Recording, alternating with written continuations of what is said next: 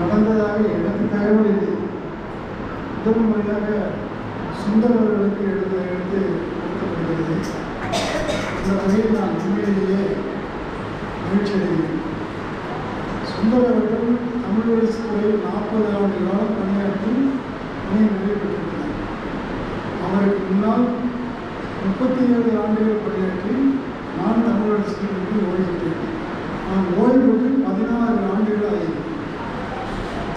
16 ஆண்டுகளாகி இப்போது 75வது அகவையில் உங்கள் முன்னால் இருப்பது எனக்கு உண்மையிலேயே கிடைத்த பேராக நான் நினைக்கிறேன்.